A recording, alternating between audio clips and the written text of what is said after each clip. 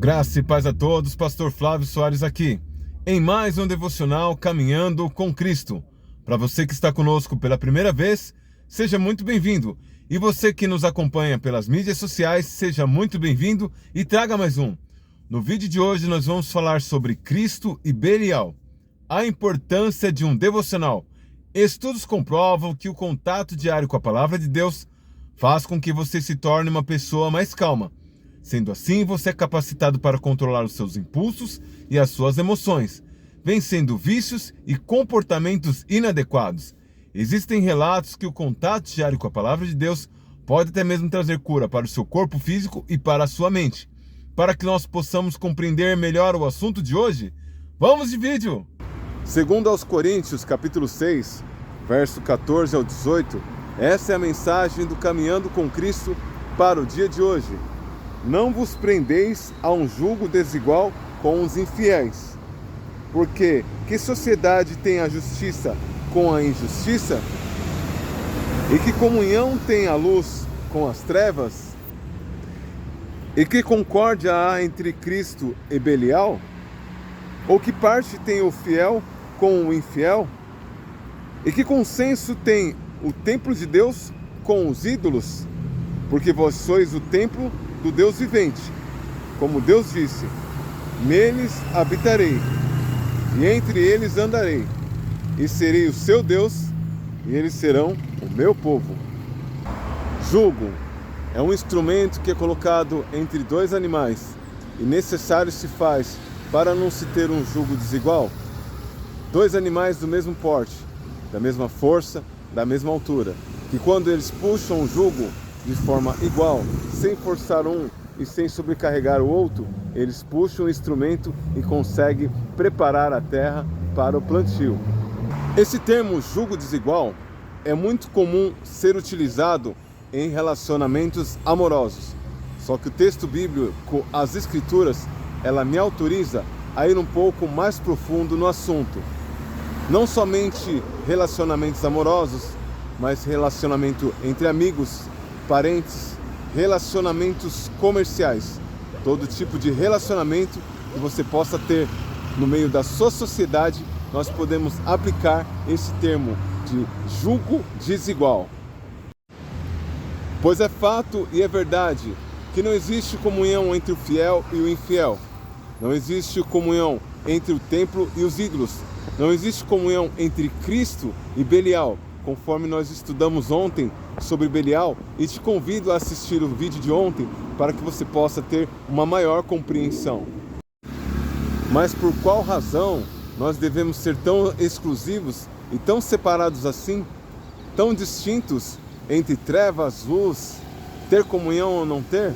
O verso 16, ele responde a esse questionamento de uma forma bem objetiva, porque o Senhor nos escolheu para ser propriedade sua, para ser o povo exclusivo seu, na qual nós chamaríamos ele de Deus e ele nos chamaria de seu povo.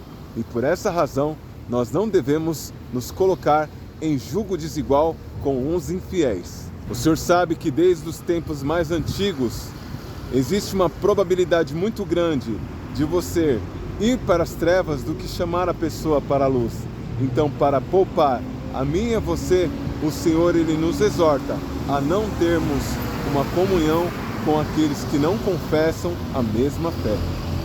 É fato e é verdade, e são raros os casos que acontecem o oposto, de uma pessoa estar na luz e puxar quem está nas trevas para a luz. E por qual razão?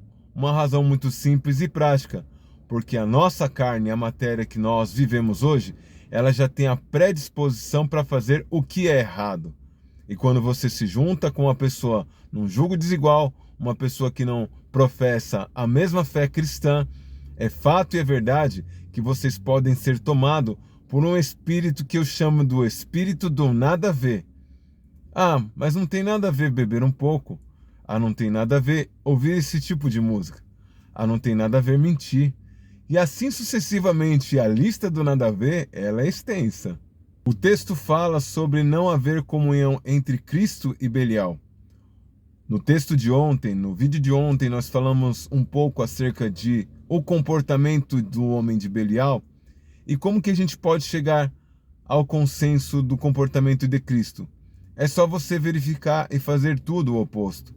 O homem de Belial, ele fala com os olhos, ele acena com os dedos, faz gestos obscenos, com os seus olhos também ele faz o olhar de sedução, e você não vai ver nada disso em Cristo. Você vai ver pureza no seu olhar, no seu falar, no seu gesticular, que até mesmo a gente fala, te convido a assistir o vídeo de ontem para que você possa ampliar a sua compreensão. Existem algumas técnicas que são usadas em palestras e vendas, que o palestrante ele usa técnicas para fixar a informação, que é a âncora. Só que Jesus, ele tinha uma outra forma bem distinta de fazer a sua âncora. Ele tinha um hábito de dizer em verdade e em verdade. E todas as vezes que ele falava 2 vezes em verdade, ele dava um fixar, uma ênfase a mais. Quando as pessoas elas ouviam essa frase em verdade, elas dobravam a atenção, porque elas sabiam que viria um ensinamento diferenciado, um ensinamento novo, um ensinamento transformador. Então, o Senhor ele já tinha a sua metodologia de prender o seu público e fazer com que aquela informação fixasse, ancorasse de forma plena e absoluta, sem as técnicas que nós usamos hoje em vendas e palestras. Outra forma que Cristo utilizava para fazer a tal ancoragem, pegar aquela informação do subconsciente e fixar no consciente para a pessoa gravar e trazer para o coração, é as parábolas. Porque ele trazia, não era coisas sobrenaturais, era coisa do cotidiano, do dia a dia. Eu tenho plena convicção que depois que as pessoas ouviram, por exemplo, a parábola do semeador, toda vez que elas iam jogar as sementes, elas recordavam do ensinamento que ele trouxe através dessa parábola. Então a forma de fixação do mestre era diferenciada. Mas existe uma coisa por trás de todas essas informações, por qual razão o Senhor ele não quer e ele não autoriza a mim e a você que nós venhamos ter jugo desigual com os infiéis. No verso 16, ele explica que nós somos propriedade dele. Ele nos escolheu para que ele seja o nosso Deus e nós sejamos povo dele, povo peculiar, povo particular, povo escolhido a dedo. Então, por essa razão, assim como nós temos zelo pela nossa companheira e as nossas companheiras têm zelos por nós, e podemos até dizer ciúmes, assim também é o Senhor. Ele tem zelo, ele tem ciúmes, ele tem apreço, ele quer exclusividade. Ele não te divide com o mundo, ele não te divide com Satanás, ele não te divide com os ídolos, ele não te divide com ninguém, porque ele te ama por demais. Ele quer exclusividade, ele quer ser o seu Deus, e ele quer chamar você e eu de povo dele. Lembre-se sempre, ninguém vence sozinho. Compartilhe esse vídeo com o máximo de pessoas.